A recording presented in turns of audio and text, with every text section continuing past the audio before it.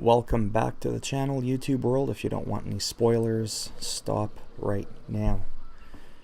This is just going to be what I think of the game after, playing it for like 100 hours or something like that. This is post-game now, as I've said. Let me just feed my horse quickly. So Rockstar, look at those graphics. Look at the lighting, the fog. They've really outdone themselves this time. They've really just... Even the clouds, the way they form, those graphics are just absolutely insane for current gen. PS4, that's right, not next gen. Next gen isn't out yet. Once a console is out, it's no longer next gen, right? It's current gen. Anyways, small pet peeve of mine for people that were calling PS4 next gen freaking almost half a decade in its life cycle. But anyways, the sheer amount of content depth that this game has, they've raised the bar so high you're going to need a spaceship to reach the bar, that's how high it is. Post-game, we live in a world where everything's always about multiplayer, online, oh, and more multiplayer. And that's fine, because we live in that age where internet is a lot more common than it was, 20 years ago. Even though it was fairly common back then too, but it's definitely come a long ways. But you always hear a big group of people talk about, oh, single player seems to be neglected. Everything's always like online, like the new Call of Duty. There is no single player campaign, it's just everything's online. Well, this game, once you're done, it's not like a Grand Theft Auto 5. And yes, I have to compare it to that because it's a Rockstar game, it's an open world game. Grand Theft Auto 5, once you're done, that's it. You go on Grove Street, there might be a couple of ballas hanging out. There really isn't much for you to do. You're not going to stumble upon people that are trying to carjack you. You're not. And, sorry, let me just buy something here real quick. Don't really pay attention to that. So it's really amazing because there can be enemies, there can be campgrounds that are happening all the time. Dynamic events when you're sleeping, you can randomly get attacked. People can just jump out of the woods out of nowhere, try to knock you off your horse, take your stuff. It never ends. There's always that sense of danger, and that is what I absolutely love about this game. It just it doesn't end. And anyhow, to me that's huge, because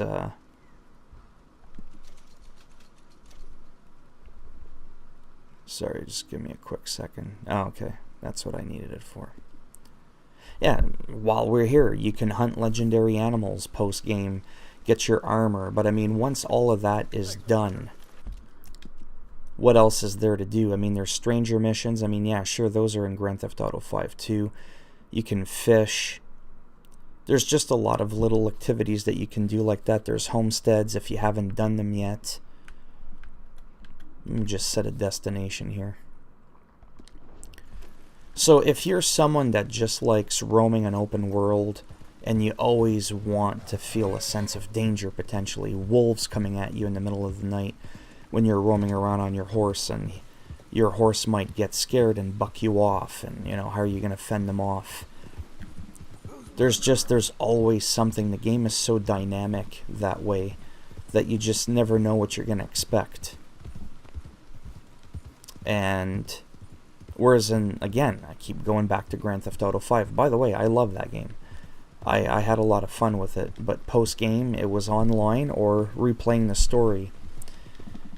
Or replaying the missions. This game, like I said, even after you're done hunting all the legendaries, fishing all the legendaries, hunting for rare items, like how I got the pirate sword out of a boat out of nowhere.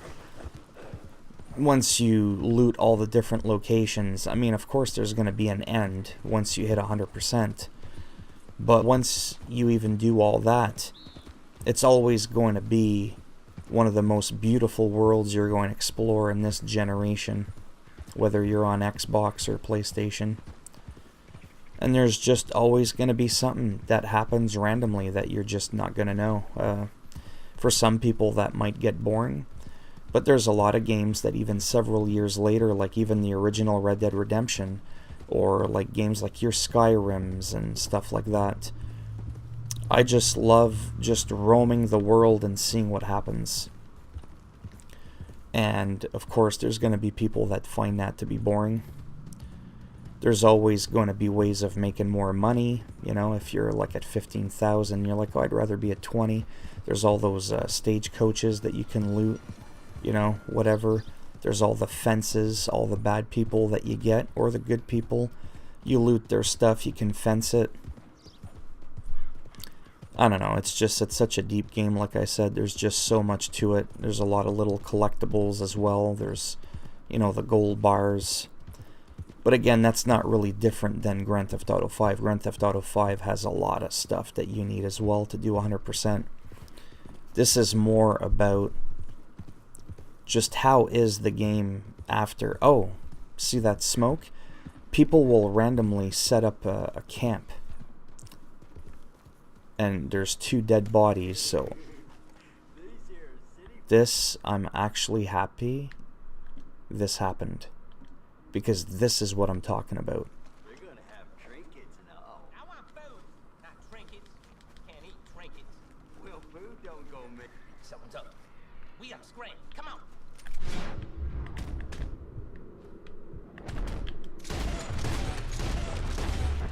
So they're a gang, the Murphys. And this was completely random, where someone's gonna set up a camp. And basically, you can rest by the fire. No, that's not what I wanted to do. But this is what I'm talking about. You're not going to get this kind of stuff in like Grand Theft Auto 5, at least not that I know of. Random events like this that continuously happen. I think they're infinite. I don't think it actually ever ends. So just stuff like that. I mean, some people might find this boring. You know, these guys took off after I shot after them, even though they're a gang. The Murphy Brood. Some of them could end up being more aggressive and trying to attack you or kill you. The dark X signifies that you can still loot it, usually. Oh, you see? Look at that. Speaking of aggressiveness.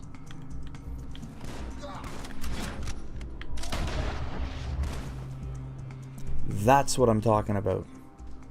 Again, there's always something going on. But you can explore the world without, you know, being bothered. But you can run into some trouble as well. And I don't know, that makes the world feel more alive. Not that in real life this happens. Well, then again, it depends what part of the world you live in. Sometimes it feels like this might happen to you a lot if you live in the US. No offense. But anyhow, like I said, I could probably go on forever, but I just wanted to give you my quick thoughts about, you know, now that I've played the game, I've finished it. I'm a good 20-ish hours, if not more, into the post-game. You know, what did I just think of the overall experience? And to me, like I said, it's mind-blowing. I think this is going to be one of those open-world, free-roam games that I play the absolute most post-game. In terms of, like, once everything is done and there's not much left to do. It's, now I've already warned you that there's spoilers to this. One of the biggest things that you can do that is just simply amazing is once you buy your home in, where am I? Once you buy your home here, and I might make another video on that, and you're on your ranch with your wife and kid and the other guy, I forget his name, John Abigail, Jack Marston. Anyhow, you can tend to the cows, you can feed the chickens, you can milk the cows, bring the milk to your wagon. You can clean up cow shit and dog and horse shit and the in your stable and all that, and that'll increase your honor. And so, I mean, there's a lot you can do on the farm. Is it fun? I think it is. It kind of makes it feel, you know, pretty good. Like I said, you can still interact with your family. There seems to be a lot of dialogue. And that's after everything's done, like I said, with the actual story. There's, like I said, some people might find that boring, but those people might find, you know, Farming Simulator boring as well. So, whereas I actually enjoy that kind of calm gameplay. You can have a family meal every day with your wife, your son, and the other old guy, I forget his name. Oh, Uncle. He's hanging out with you at your farm, and you guys can have a meal together at the dinner table, and, you know, just little things like that that can really add to the game, to the immersion of the game. And anyhow, I could probably go on and run in circles here, and I don't want to do that because I'm not the best at explaining things, and that's why I don't ever call my videos reviews and stuff. They're just, I call them ramblings and, you know, gum flapping, because really, I'm not good at, like, always getting to the point, and that's just a part of my personality. Like I've stated many times, I'm just not good at it. So anyhow, that's it for me for this video. I mean, if you happen to like it, great, give it a thumbs up. If you have any questions about post-game, feel free to, you know, throw a comment in the comment section, or a question down in the comment section, and I'll do the best to reply to you. It's not like I have 10 million subs with hundreds of thousands of questions, so I'm sure I'll be able to answer all your questions. And if you liked the video, you know, give it a thumbs up. If you didn't like it, guess what? You can actually give it a thumbs down, unlike some of those YouTubers that say, make sure you smash that like and subscribe, guys. Yeah, no. You can subscribe if you want to, but I'm also giving you the option of not wanting to subscribe. Then don't. But thanks for stopping by anyways. Take care, boys and girls, and I shall see you all in the next video.